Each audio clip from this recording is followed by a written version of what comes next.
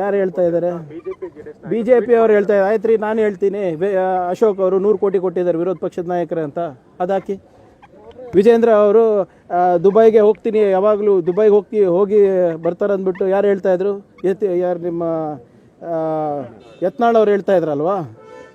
ನಾನು ಹೇಳ್ತೀನಿ ಈಗ, ಇಲ್ಲಪ್ಪ ಬಿಟ್ಕಾಯಿನ್ ಎಲ್ಲ ಕೊಟ್ಟಿದ್ದಾರೆ ವಿಜೇಂದ್ರ ಅವರು, ಅಮಿತ್ ಶಾ ಅವ್ರಿಗೆ ಬಿಟ್ಕಾಯಿನ್ ಕೊಟ್ಟಿದ್ದಾರೆ, ಅದಕ್ಕೆ ಅವರಿಗೆ ರಾಜ್ಯಾಧ್ಯಕ್ಷರಾಗಿ ಉಳಿಸಿದ್ದಾರೆ ಅಂತ ನಂಬ್ತೀರಾ? ನಾವು ಹೇಳೋದು ನೀವು ಯಾಕೆ ನಂಬ್ತೀರಾ? ಅವ್ರು ಹೇಳೋದು ನಾವು ಯಾಕೆ ರೀ ನಂಬಬೇಕು? ಆಯ್ತು ರೀ, ಅಂದರೆ ಇವ್ರ ಅಧಿಕಾರದಲ್ಲಿ ಇದ್ದಾಗ ಅದೇ ಇತ್ತಲ್ಲ. ನಿಮ್ಗೆ ನೆನಪಿದೆಯಾ?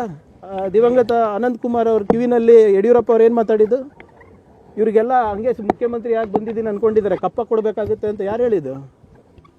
ಯಡಿಯೂರಪ್ಪ ಅವರಲ್ವಾ? ಅದಕ್ಕೆ ಫಸ್ಟ್ ಎಲ್ಲ ಉತ್ತರ ಕೊಡಲಿ. ಸುಮ್ಮನೆ ನೋಡಿ ಗಾಳಿನಲ್ಲಿ ಗುಂಡಾರಿಸೋದಲ್ಲ. ಏನಾದರೂ ದಾಖಲೆಗಳಿದ್ರೆ, ಪುರಾವೆಗಳಿದ್ರೆ ಇದಾಗಿ. ಈಗ ನಾನು ಹೇಳ್ತಾ ಇದ್ದೀನಲ್ಲ, ವಿರೋಧ ಪಕ್ಷದ ನಾಯಕರು ಮತ್ತು BJP ರಾಜ್ಯಾಧ್ಯಕ್ಷರು ಮೇಲ್ಗಡೆ ದುಡ್ಡು ಕೊಟ್ಟು ಇವತ್ತು ಅವ್ರ ಸ್ಥಾನವನ್ನು ಉಳಿಸ್ಕೊಂಡಿದ್ದಾರೆ ಅಂತ ಹೇಳಿದ್ರೆ ನೀವು ನಂಬ್ತೀರಾ? It's their party affair. Why am I bothered and why are they bothered about us? ಈಗ ವೀರೇಂದ್ರ ಪಪ್ಪಿ ಅವ್ರ ಕಸ್ಟಡಿನಲ್ಲಿದ್ದಾರಲ್ರಿ. ಯಾರ ಕಸ್ಟಡಿನಲ್ಲಿದ್ದಾರೆ? ಇಡಿ ಯಾರ ಕೈಗೊಂಬೆ? ಸೆಂಟ್ರಲ್ ಗೌರ್ಮೆಂಟ್ನಲ್ಲಿ ಸರ್ದಾರ್ ಪಟೇಲ್ ಆದಮೇಲೆ ಅತ್ಯಂತ ಪವರ್ಫುಲ್ ಹೋಮ್ ಮಿನಿಸ್ಟರ್ ಯಾರು?